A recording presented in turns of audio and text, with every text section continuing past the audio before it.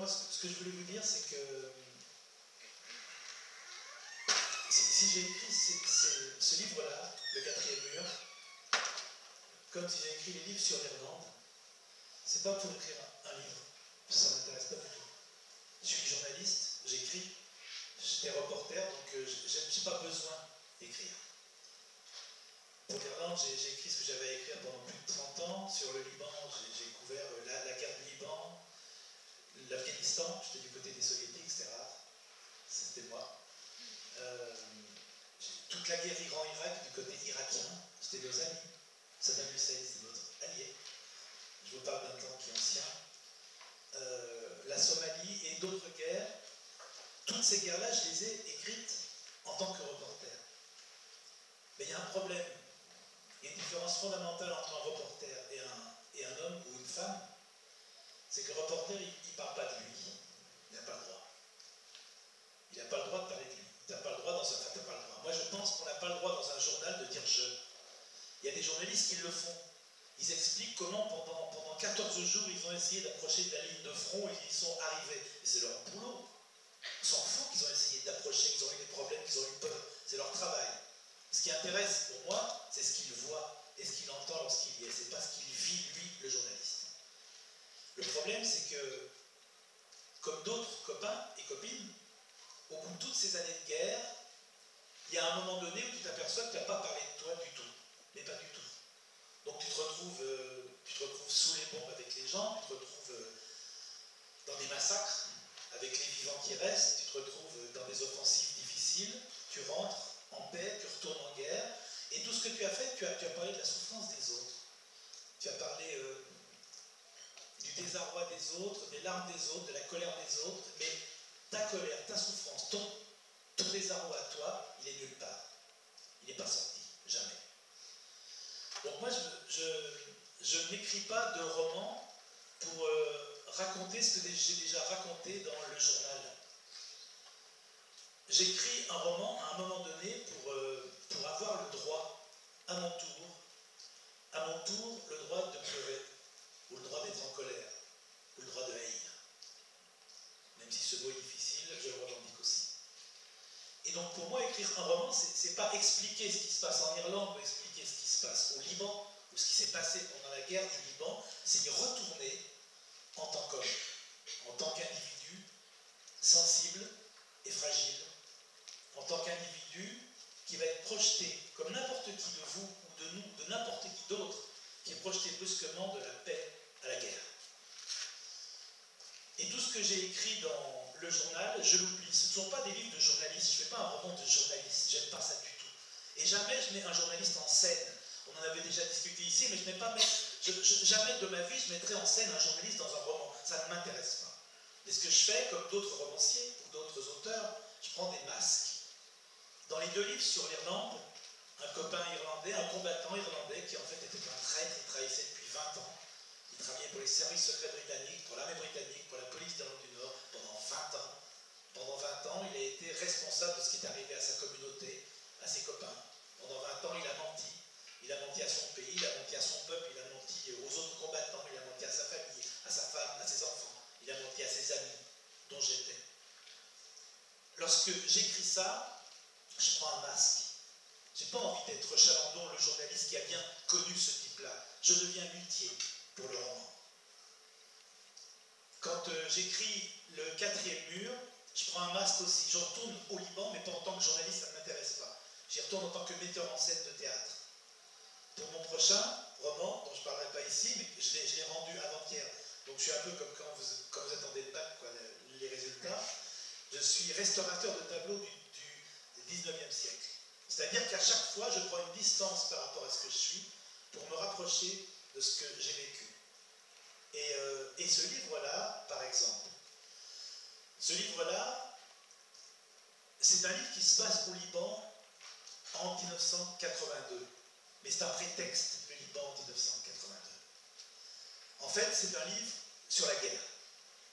Et c'est pas un livre où je raconte ce que c'est que la guerre.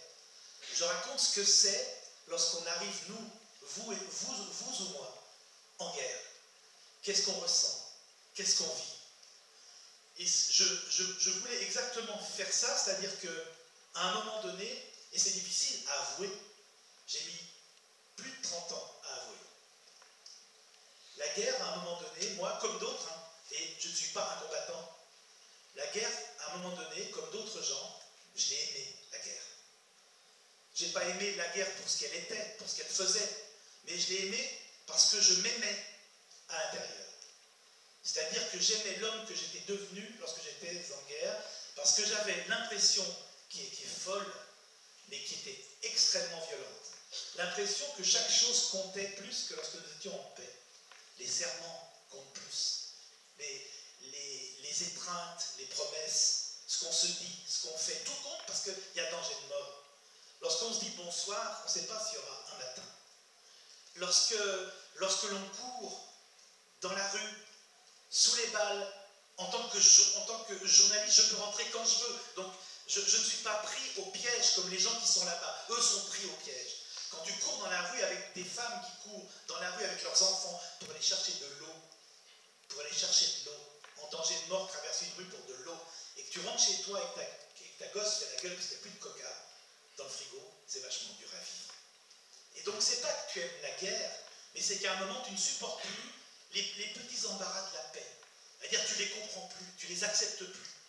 Dans ce livre-là, pour ceux qui l'ont lu, il y a une scène qui est très violente, très dure, et qui est une scène réelle. C'est ma petite fille qui fait tomber sa boule de glace au chocolat par terre, et elle pleure. Et moi, je ne comprends pas qu'on puisse pleurer pour une boule de glace. C'est-à-dire que c'est une petite fille, elle a 5 ans, elle pleure pour sa boule de glace, et c'est normal de pleurer quand tu fais tomber ta boule de glace, que tu es un enfant. Et là devant elle, un père qui se met à hurler parce qu'on n'a pas le droit de pleurer pour une boule de glace, alors que des enfants à 80 ici se font égorger. Je n'avais pas le droit de faire ça, j'en étais arrivé là. C'est-à-dire que tout ce qui fait la paix, tout ce qui fait le métier de père, rassurer ton enfant, être avec lui comme tu dois être, j'avais perdu ça. C'est-à-dire que ma fille, en face de moi, elle avait les yeux ouverts, la colère que j'avais, les yeux que j'avais, le regard que j'avais, les mots que j'employais n'étaient plus celui d'un père, mais celui d'un homme qui était plein de la guerre qui venait de quitter. Et j'ai décidé d'écrire ce livre-là pour... Alors, il y a les vraies raisons, et puis il y a les fausses, enfin, il y a ce que j'aime dire. La première chose, c'est que lorsqu'on me demandait, au début, je disais, moi j'ai envie d'écrire ce livre-là pour montrer comme la guerre, alors c'est très banal, mais comme la guerre est une saloperie, mais une vraie. C'est-à-dire c'est pas un jeu vidéo. Lorsqu'on a marché dans du sang humain, dans les camps martyrisés de Sabra et de Shatila, quand tu as marché dans du sang humain, tu ne joues plus aux jeux vidéo de guerre. C'est-à-dire que brusquement, tu es mis dans un lieu tellement inhumain que tu sais que tu ne reviendras jamais pareil, jamais. Moi, je ne suis plus pareil. Lorsque tu rentres de là, tu n'es plus pareil. Que tu sois journaliste, que tu sois soldat, que tu sois humanitaire, quand tu reviens de guerre, tu restes en guerre, toujours. Non seulement tu as laissé des lambeaux de toi là-bas, mais tu es revenu avec. Donc tu es exactement l'inverse de ce que tu étais lorsque tu es parti. Donc moi, ce que je me suis dit, voilà, c'est, j'ai envie d'écrire que la guerre, c'est une abomination, banale. Mais les vraies raisons, c'était ça, c'était... moi, ce que je voulais décrire aussi, c'est comme c'est dur de rentrer en paix, comme c'est dur d'accepter, comme c'est dur de boire une bière tranquillement en terrasse en te disant le printemps arrive, tu veux plus ça, tu n'y arrives pas, je n'y arrivais pas. Et l'autre chose que je voulais aussi montrer et raconter, c'était comme, et ça c'est inavouable, il faut des années pour avouer, c'est comme tu peux être bien en guerre. Alors moi j'ai vu, et souvent, il y a des soldats, soit qui avaient bu, soit qui avaient fumé, pas du tabac, allongés sur les terrasses, et qui regardaient passer les balles traçantes en pleine nuit, et qui trouvaient ça beau. C'est beau la guerre. Apocalypse Now, c'est beau. Et de tout ce poison-là, de toute cette violence-là, il fallait que je me sépare. Alors j'ai créé un personnage de toute pièce, Georges. C'est mon deuxième prénom, Georges. Je ne suis pas allé chercher très loin. Et Georges, moi je voulais qu'il retourne d'où je venais, qu'il retourne en guerre, qu'il y aille, qu'il retourne notamment dans les camps de Sabra et Shatila, que j'avais visités, dans lesquels j'étais entré le vendredi matin au 3e jour des massacres. Je voulais qu'il y aille, et moi ce que je voulais en écrivant ce livre, c'était me séparer de Georges, de me séparer de l'homme que j'étais quand je faisais cela. Je voulais, et c'est pas une démarche, comment dire, c'est une démarche humaine pure, qui n'est ni guidée par une foi, ni guidée par une certitude. C'est juste que l'homme que j'étais devenu là-bas était, moi je l'aime plus, il me fait peur, il n'est pas apte à la vie en paix. On se demande parfois qui est le monstre qui est en nous. Moi je sais le monstre qui était en moi à ce moment-là. Et donc ce monstre-là, je l'ai appelé Georges. J'en ai fait un metteur en scène de théâtre qui va en guerre, non pas pour faire la guerre, pas du tout.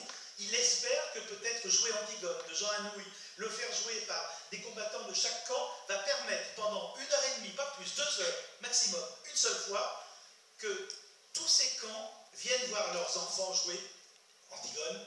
Il n'y aura plus de Palestiniens, il n'y aura plus de chiites, plus de sunnites, il n'y aura plus rien. Il y aura Aimon, il y aura Créon, il y aura Antigone, évidemment, il y aura les pages, il y aura le roi, la reine. C'est-à-dire que toutes ces communautés en guerre auront brusquement, à un moment donné, pour juste 2 heures, un rôle poétique et un rôle théâtral. Mais en même temps, moi, quand je me dis, je veux que Georges fasse ça, je veux que Georges aille là où je suis allé. C'est-à-dire que brusquement, Georges, pour ceux qui l'ont lu et comme ceux qui ne l'ont pas lu, c'est pas un livre à suspense, c'est pas du tout un polar. Mais Georges, il va être pris par la guerre. Parce que la guerre a faim de vous. Vous ne pouvez pas vous imaginer comme la guerre a faim des êtres humains. Les fins, c'est-à-dire que la guerre vous chope, elle vous prend, et elle fait de vous quelqu'un qui est différent et quelqu'un, c'est-à-dire que vous avez de temps en temps des sentiments d'immortalité absolue. C'est-à-dire que moi, je me souviens de copains ou de soldats qui, lorsque ça tire, ils ne se couchent pas, ils se lèvent, et la mort, je l'emmerde. Et ce moment-là est un moment terrible.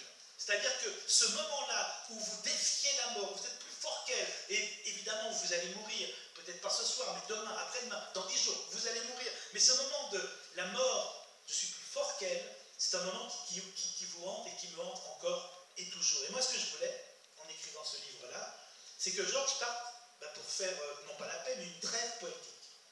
Et puis, petit à petit, il soit pris par cette guerre, il soit, non pas conquis, mais qu'il soit phagocyté par elle, qu'il soit prisonnier d'elle, et qu'il aille là où je me suis arrêté. Parce que moi, un jour, je me suis arrêté, pas après le Liban. J'ai continué d'autres fronts de guerre après, mais je sentais que j'y étais pour des raisons qui n'étaient pas toutes saines.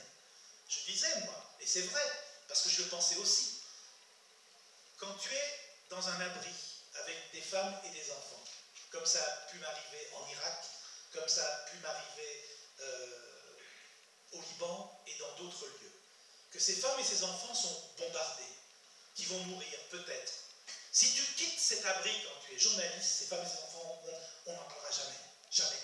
Ils n'ont pas de nom, pas de visage, pas d'avenir, ils n'ont rien. Tant que tu restes là, tu peux témoigner. Tant que tu restes là, demain, à Paris, à Lyon, à Lille, à la terrasse d'un café, il y aura quelqu'un qui va lire l'histoire de ces femmes et de ces enfants qui sont là. Et moi, je me suis très très longtemps dit, je ne veux pas quitter cette pièce, parce que si je m'en vais, eux, ils crèvent.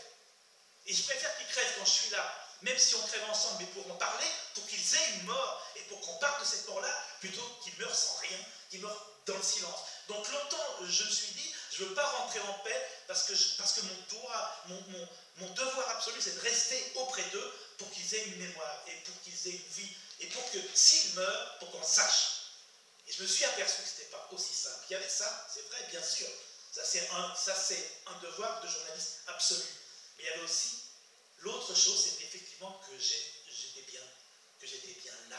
J'étais bien là sous ces bombes-là, avec ces gens-là, parce que j'avais l'impression que tout ce qu'on vivait en France, c'est très con, ne comptait pas, n'avait aucun sens. Quand je rentrais de guerre et que je tombais sur une manif où des gens gueulaient pour avoir 15 centimes, je trouvais ça nul. Mais c'est pas nul. Il a fallu que je réapprenne que les gens qui se battent pour 15 centimes, pour la dignité, c'est pas nul. Mais il a fallu que je réapprenne tout ça.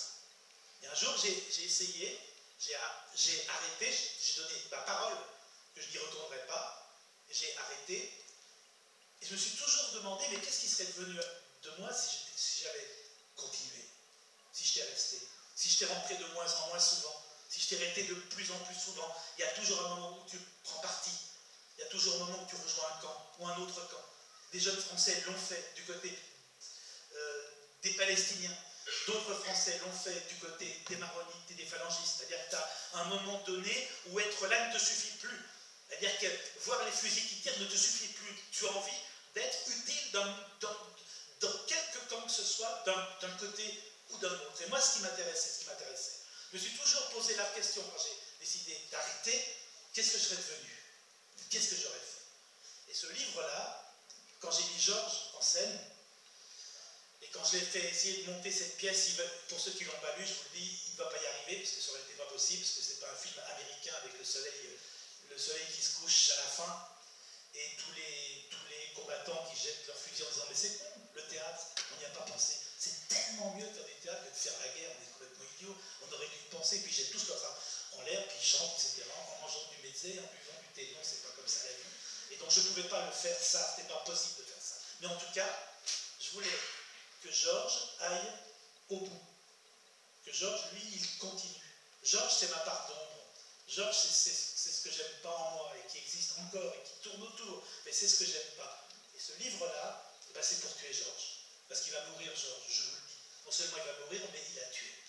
Et ça, pour moi, écrire un livre, il y a des gens qui écrivent des romans juste pour raconter une histoire. Moi, j'ai écrit ce livre parce que je voulais extirper de moi quelqu'un que je n'aime pas. Et donc, c'est quelqu'un que je n'aime pas, je le mets en scène, je le fais metteur en scène de théâtre, je le fais partir au Liban, je le fais vivre ce que j'ai vécu et je le fais continuer. Georges, c'est moi de dos qui continue sur le chemin, tandis que moi je rentre. Moi j'ai renoncé. J'ai renoncé. J'ai renoncé, ça ne veut pas dire que je ne m'intéresse plus aux femmes et aux enfants qui sont dans les abris sous les bombes, mais je n'y vais plus d'abord parce que j'ai donné ma parole, parce que d'autres y vont, et peut-être qu'eux ne sont pas atteints par cette même envie d'y rester pour des raisons qui ne sont pas les bonnes. Mais en tout cas, il fallait que je tue Georges parce qu'ici, il n'y a pas assez de place pour lui et pour moi. Donc un roman, ça peut servir aussi à ça. Il y a des auteurs qui sortent de romans tous les ans. Voilà, c'est le nouveau roman d'un tel, je ne dis pas qui. Et puis d'autres qui sortent des romans parce qu'il y a un moment donné où c'est trop, où ça dépasse, où il faut que ça sorte. Et moi, en fait, je sors des romans quand il faut que ça sorte. Donc la trahison de mon copain en Irlande, il fallait que ça sorte. Et c'est pas un journaliste qui peut écrire ça. Je ne sais pas si vous l'avez lu ou pas, mais il y a 2 livres, il y a Mon traître et Retour à Killybegs dont j'ai parlé ici. C'est un ami, c'est un frère, c'est un copain qui m'a expliqué l'Irlande, c'est-à-dire expliquer un pays, c'est aussi expliquer comment est-ce qu'on y boit, comment on y chante, c'est expliquer un combat, c'est expliquer la poésie, la littérature, tout ça. Et cet homme-là qui me disait si un jour tu doutes de la justesse de notre combat, pense à moi. Et cette personne était un traître. Et ben c'est pour me laver de cette trahison-là que j'ai écrit 2 livres, c'est pour me laver de la guerre que j'ai écrit celui-là, et je n'y reviendrai pas. Ça pour moi c'est une chose qui est... Je ne réécrirai plus jamais sur la guerre. Le 4e mur, c'est la façon de fermer la porte à la guerre. Retour à Killybegs et Mon traître, c'est la façon de fermer la porte à la trahison. Donc voilà, c'est ce que je voulais vous dire, c'est que si j'ai écrit ce livre-là, c'est pour toutes ces raisons-là. C'est un mélange de raisons. C'est pour vous raconter quelque chose, pour expier quelque chose, pour avouer quelque chose, et pour ne pas regretter ce que j'étais à ce moment-là. Oui. Moi, la question qui me vient, c'est que vous parlez beaucoup d'une démarche très personnelle, d'expiation. Qu'est-ce que vous attendez de la réception de ce roman? Je comprends bien ce que vous attendez du fait de l'expulser, mais de sa réception, qu'est-ce que vous en attendez? Rien. Alors non mais c'est une question qui est... j'ai publié pour partager. Quand j'ai écrit les 2 livres sur l'Irlande, il y avait le désarroi d'un homme par rapport à la trahison, mais il y avait aussi dans ce livre-là, je profite du livre pour parler des grèves de la faim, des Irlandais, des conditions de détention, de l'injustice, etc. Là, je profite, entre guillemets, de ce livre pour vous emmener à Sabra et Shakila dans les massacres. C'est-à-dire que quand j'ai eu le prix Goncourt des lycéens, il lycéens qui m'ont dit, parce que lorsqu'on est en guerre, on est absolument seul. Même si on est plusieurs, nous sommes seuls. Chacun est seul, avec sa peur, avec sa sidération, il est absolument seul. Et là, les lycéens qui m'ont donné le prix, ils m'ont dit, nous sommes entrés à Sabra et Shatila avec vous en septembre 1982. Vous êtes tout seul. Je n'attendais même pas ça, et j'ai eu ça. Mais on ne peut pas écrire en se demandant que va penser l'autre. Je crois que c'est... On ne peut pas écrire en se demandant quelle va être la réception de ce que l'on a écrit. Moi, je sais que j'ai écrit ça en espérant... je suis désolé, mais c'est une image qui me revient et dont voilà, c'est une habitude, mais pour moi, ce sont des sacs de pierre. Et je donne une pierre à chaque lecteur. Il en fait ce qu'il veut. C'est pas très sympa, une pierre. Mais en même temps, je ne dis pas que le sac est moins lourd, mais j'ai l'impression que l'on chemine ensemble vers les mêmes choses. Et dans aucun de mes livres, ni dans Shatila, ni dans l'Irlande, dans aucun de mes livres, je ne juge. Dans aucun de mes livres, je ne prends parti. Dans aucun. C'est-à-dire qu'à chaque fois, moi, ce qui m'intéresse, ce n'est pas le blanc et le noir. Ce sont les zones d'ombre. Ce sont les gris.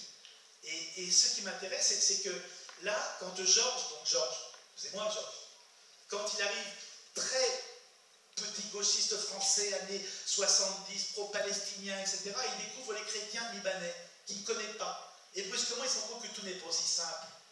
Que les chrétiens libanais ont massacré à Shatila, c'est vrai. Et que les Palestiniens avaient massacré à Damour, et c'est vrai aussi. C'est-à-dire que les bourreaux, et c'est ce qu'ils découvrent, c'est ce que j'ai découvert, on le sait, mais quand on le vit, vous pleurez des morts avec une communauté dans la montagne, des morts d'un village qui ont été tous massacrés. Et les hommes de la communauté, les survivants, ceux qui restent, ou ceux des villages alentours, qui pendant la nuit s'arment, se groupent, et vont massacrer le village qui est de l'autre côté. Brusquement, les victimes, ceux pour qui vous avez pris parti, ceux que vous comprenez, ils vont massacrer en face. Juste expliquer ça, juste raconter ça. Il n'y a pas de message, il n'y a rien, c'est juste sachons la complexité des choses. Et si au moins c'est ce que l'on reçoit. Moi, sur le traître, mon ami s'appelait Dennis Donaldson, je l'ai appelé Tyrone Mihan dans le livre. Je l'ai vieilli. Et Dennis Donaldson, donc traître à son pays, à sa patrie, traître à son combat, traître à ses ancêtres, traître à sa culture, traître absolument à tout. Moi, Dennis, je ne le juge pas. Et quand j'écris ce livre-là, j'écris l'histoire d'un traître qui n'est pas exactement lui. Et aux jeunes lycéens, parce que j'étais aussi en finale du concours des lycéens avec le livre sur l'Irlande, je leur ai demandé, mais parce que Dennis, donc Tyrone Mihan, le traître, il trahit à un moment donné parce qu'il fait une erreur militaire. Il est jeune et il ne l'avoue pas. Et ne l'avouant pas, il devient une sorte de héros local dans sa propre communauté. Sauf que les Britanniques savent qu'il y a erreur. Ils savent qu'en fait, il s'arroge une image héroïque et il n'a pas le droit de le faire. Et les Britanniques attendent qu'il monte dans la hiérarchie et ils lui disent on sait. Et ils le font chanter. Moi, ce qui m'intéresse, c'est que quand j'écris ça, et quand je décris ce que c'est qu'un traître, parce qu'un traître, ça peut être une femme bien ou un homme bien qui baisse les bras. Ça peut être ça, un traître. C'est pas juste le yago de la fable. Juste un traître, ça peut être un homme ou une femme épuisée par la guerre. Quand j'écris ça, et quand je demande aux jeunes, après vous auriez commis cette erreur militaire, est-ce que vous auriez pu, comme lui, comme mon traître, ou est-ce que vous auriez tout de suite allé le dire pour vous expliquer? Il n'y en a pas un seul qui a dit, moi je serais allé m'expliquer, moi. Mais moi j'y serais allé. Tout le monde, tous ceux qui étaient là m'ont dit, je ne sais pas. Et moi c'est ça que je veux. Je veux ce je ne sais pas, parce qu'on ne sait pas. Il n'y a rien qui est plus insupportable que d'entendre quelqu'un dire, moi je pense que pendant la guerre j'aurais été un résistant à bon. Ah oui, et je ne parlerai pas sous la torture, c'est bien, c'est super. Je ne supporte pas ça. Ce sont des choses qui me rendent complètement hystérique, qui me rendent fou. Moi ce que je veux, c'est qu'on ait absolument et à tout jamais qu'on ait le doute, y compris le doute sur ce que nous sommes. Et c'est confronté à ces événements qu'on voit ce qu'on a dans le ventre, pas avant. Et juste ça, juste quand des jeunes qui ont lu ce livre-là, qui ont lu le mécanisme de la trahison, comment est-ce qu'on devient un traître. Et que ces jeunes-là me disent, je ne sais pas ce que j'aurais fait à sa place, je me dis, ok, c'est gagné. Donc j'ai des craintes que tous se lèvent en disant, moi je pense que je me serais dénoncé parce que je ne suis pas comme ça. Ça c'est la crainte que j'ai. Mais je n'ai pas d'attente particulière. Ce que je veux, c'est partager une blessure. C'est pas génial, mais c'est tout ce que j'ai à offrir pour l'instant. Oui. Alors, est-ce que à chaque fois que, par exemple, certains journalistes... est-ce que, à chaque fois que certains journalistes vont en combat et donc, enfin, vont sur le front et donc meurent sur le front, est-ce que ça vous touche, vous aussi, particulièrement? Je pense à, par exemple, ceux de RFI qui sont morts l'année dernière. Ouais, ça me touche comme n'importe quelle mort sur un front. Mais un journaliste qui part au front et qui meurt sur le front, pour moi, c'est aussi violent qu'un marin-pêcheur qui part en mer et qui meurt dans le naufrage. C'est son métier, c'est son choix. C'est plus difficile aujourd'hui. Vraiment, c'est plus difficile. Moi, parce que moi, j'ai connu un temps, donc j'ai 96 ans, mais j'ai connu un temps où les journalistes étaient bienvenus. Tu allais sur n'importe quel front de guerre, tu étais les bienvenus. C'est-à-dire que n'importe quel, même les tueurs, les pires, étaient contents que tu sois là parce qu'il fallait qu'ils t'expliquent leur combat, pourquoi ils se battaient, etc. Aujourd'hui, le journaliste, partout, est un ennemi. Il fait partie, pour les combattants, il fait partie de la propagande ennemie. Donc, si tu veux, c'est vachement plus difficile maintenant parce que tu es malvenu. Le journaliste, qui était quelqu'un qui était capable, pour n'importe quel camp, d'être celui qui répercuterait ce que le camp avait à dire, même s'il allait en face pour répercuter ce que l'autre avait à dire, mais maintenant, c'est une cible. Parce que le journaliste, on sait qu'il y a la presse derrière, ils peuvent payer, on sait qu'il y a les États derrière qui peuvent payer. Donc, le journaliste est un otage en puissance. Donc, il le sait. Et quand un copain ou une copine tombe, quand ils sont pris en otage, ça me rend fou, mais en même temps, c'est l'ordre des choses. C'est-à-dire que quand tu es dans la rédaction et qu'on demande qui veut partir au front et que tu lèves la main, le fait que tu lèves cette main-là, c'est que tu sais que tu t'attends à tout, y compris à ça. Mais c'est pour ça que moi, ce qui me rend fou toujours, c'est que c'est quand des gens disent « ouais, les journalistes, ils disent n'importe quoi et tout ». Il y en a qui disent n'importe quoi, bien sûr, c'est vrai.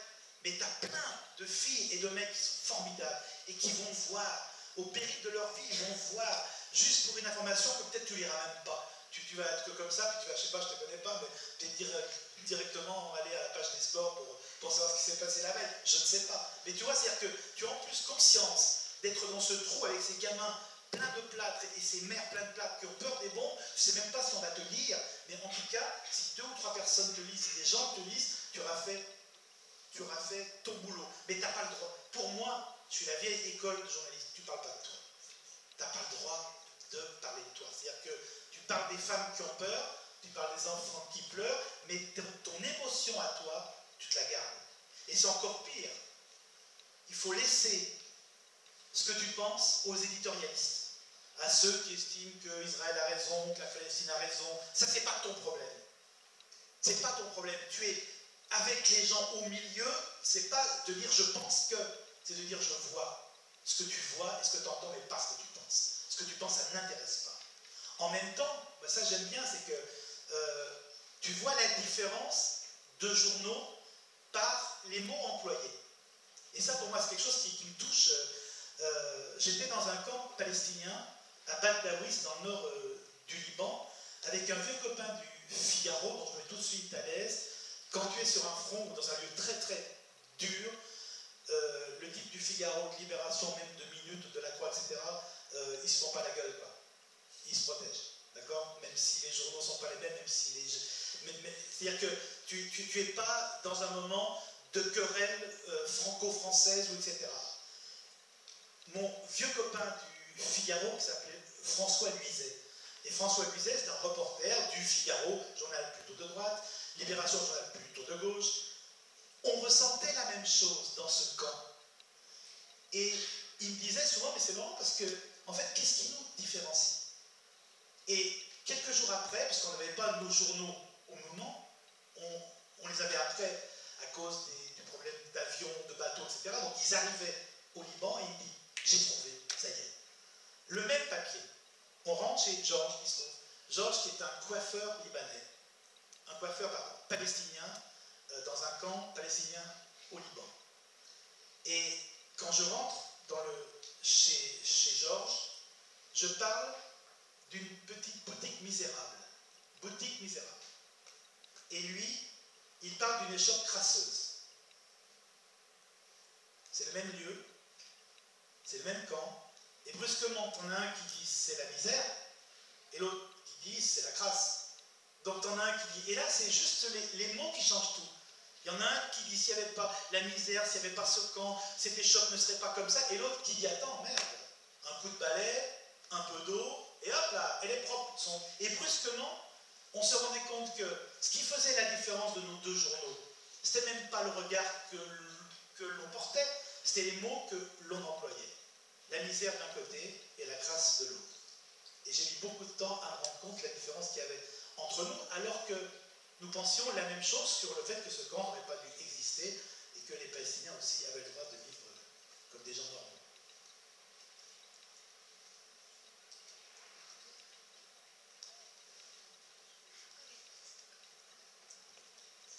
Et par rapport au récent massacre, enfin pas massacre, mais des journalistes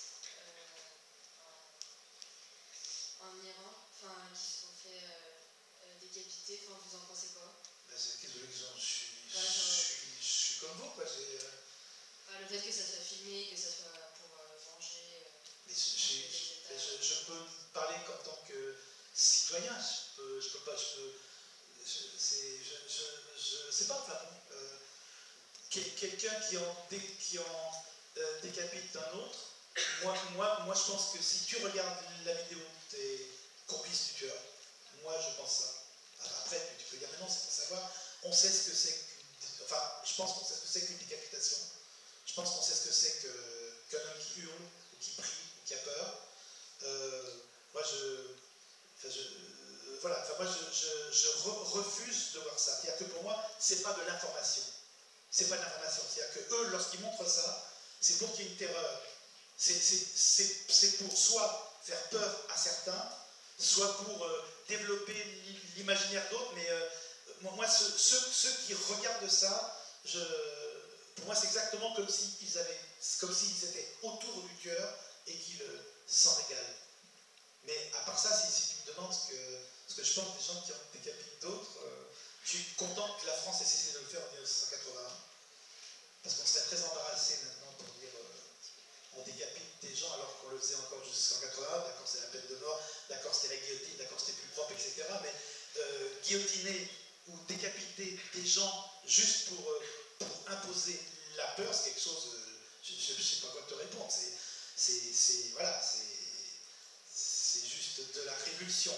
Mais ce qui est important aussi, parce que ça c'est une chose, j'ai des copains qui ont été enlevés au Liban en 1982, 83, 84, Jean-Paul Kaufmann, etc. À l'époque, c'était une autre époque. Le ravisseur, il demandait quelque chose. Il demandait de l'argent. Ou il demandait la libération d'un tel ou d'un tel.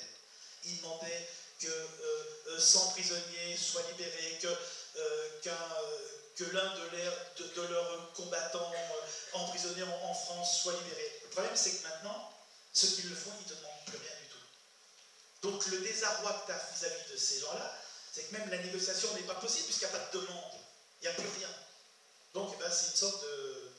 Voilà, il y a une confrontation où il y a ceux qui décapitent et de l'autre côté, tu as des pays comme l'Amérique qui estiment qu'il vaut mieux, après tu peux être pour ou contre, mais qu'il vaut mieux s'asseoir sur les droits civiques et créer des lois d'exception qui font que ceux qui décapitent seront mis sous les verrous au plus tôt ou disparaîtront au plus tôt, comme ça a été le cas de Ben Laden. Mais que ça soit un journaliste qui soit décapité, parce que c'est une chose pour moi qui est...